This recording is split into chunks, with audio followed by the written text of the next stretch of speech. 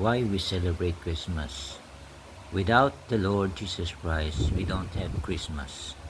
Christmas is the annual religious and cultural celebration of the birth of Jesus Christ that is observed by billions of people all over the world. For the Catholic, the belief that God came into the world in the form of a man to atone for the sins of humanity is the purpose in celebrating Christmas. Without the Lord Jesus Christ in our life, we are nothing. Christmas is celebrated to remember the birth of our Lord Jesus Christ. The word Christmas comes from the word of Mass of Christ. In the Catholic Church, they called it Holy Mass or Eucharistic celebration. In the Catholic Church, the Holy Mass is the highest form of worshiping God. The Lord Jesus Christ Himself is the God the Father Himself. According to John 10, verse 30, I and the Father are one. John 8, verse 50, Jesus said to them, Truly, truly, I say to you, before Abraham was I am. John 8, verse 24, I told you that you will die in your sins, for you will die in your sins unless you believe that I am He. Sa Tagalog, Juan Gis, verse 30, Ako at ang Ama ay iisa. Juan 8, versikulo 58, Sumagot si Jesus, pakatandaan nyo ito, bago pa ipinanganak si Abraham, ako ay ako na. Juan 8, verse 24, Kaya sinabi ko sa inyong mamamatay kayo nang hindi pa napapatawad sa inyong mga kasalanan kung hindi kayo maniniwalang ako'y ako nga.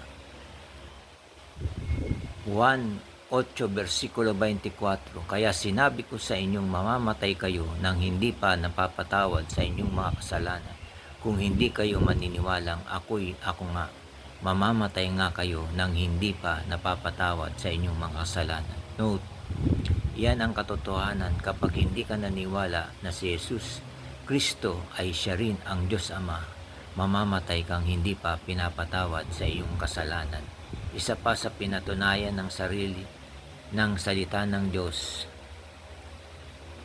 ang salita ng Diyos, ang katotohanan tungkol sa Holy Mass ay ang receiving of Holy Communion dahil sa sinabi mismo ng ating Panginoong Kristo Jesus sa Juan 6, versikulo 53, sinabi ni Jesus, pakatandaan nyo ito, malibang kainin ninyo ang laman at ang anak ng tao ay hindi anak ng tao at inumin ang kanyang dugo, hindi kayo magkakaroon ng buhay. Note, kapag hindi ka nag-receive ng Holy Communion, wala kang buhay. Isa pa sa mga pinatunayan ng salita ng Diyos ay ang tungkol sa pagtatag ng simbahan. Ano ba talaga ang tunay na simbahan at religiyon ng Diyos na Diyos mismo ang nagtatag? Galing po sa salita ng Diyos ang totoo at tunay at totoong simbahan. Ayon po yan sa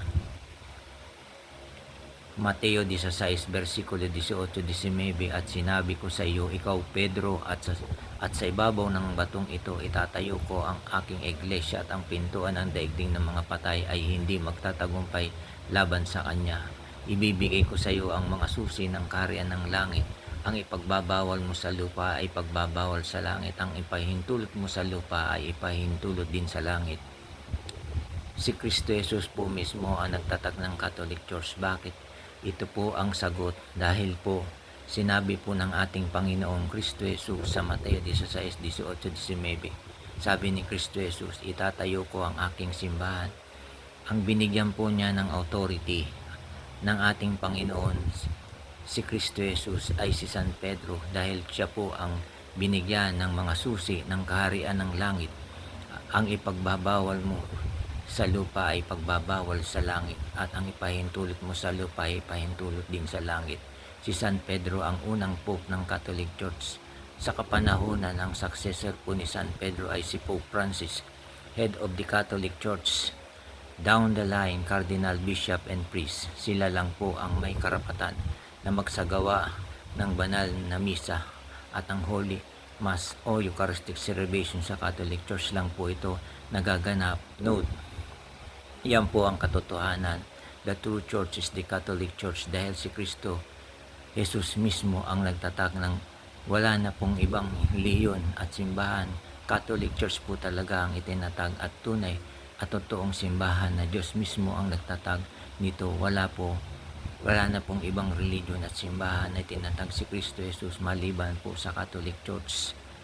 2 Peter 3 verse 17 to 18. Ngayong ito'y alam na ninyo mga kapatid, dapat kayong mag-ingat upang huwag kayong mailigaw ng mga taong walang sinusunod na batas, sa gayong hindi kayo maitinag sa inyong mabuting kalagayan. Magpatuloy kayong lumago sa kagandahang loob at sa pagkakilala sa ating Panginoon at tagapagligtas na si Jesucristo. Sa Kanya ang kalwalhatian ngayon at magpakailanman. Amen. Jeremiah 29 verse 8 to 9. Huwag kayong magpapalinlang sa inyong mga propeta at mga manghuhula. Huwag kayong basta-bastang maniniwala sa kanilang mga panaginip. Tandaan ninyo, kasinungalingan ang sinasabi nila sa inyo. Sila'y hindi ko sinugo at sinabi ni Yahweh. Note, hindi mahirap hanapin ang katagpuin ang ating Panginoong Kristo Jesus. Napakadali niyang katagpuin sa pamamagitan lamang ng pagtanggap natin ng banal na katawan at dugo ng ating Panginoong Kristo Jesus sa pamamagitan ng banal na ostya sa banal na misa ng Catholic Church. 100% sigurado, tinanggap mo na ang Espiritu ng ating Panginoong Kristo Jesus. Maniwala at manampalataya ka na si Kristo Jesus mismo ang tinanggap mo. 100% pagpapalain ka at magkakaroon ka ng buhay na walang hanggan. At habang naririto ka pa at buhay ka sa mundong ito, mamumuhay ka ng naayon sa tamang katuruan, sapagkat sinabi ng ating Panginoong Kristo Jesus sa Juan verse 53, sinabi ni Jesus, pakatandaan ninyo, maliban na kainin ninyo ang laman at anak ng tao at inumin ang kanyang dugo, hindi kayo magkakaroon ng buhay. Ito ay nagaganap lamang sa banal na misa ng Catholic Church. Ang pinakamataas na antas na pagsamba sa Diyos, ang banal na misa ng Catholic Church. Receive a Holy Communion. Sumagot si Jesus, ako ang daan, ang katotohanan at ang buhay. Walang makakapunta sa Ama kundi sa pamamagitan ko. Basahin po ninyo ang Bible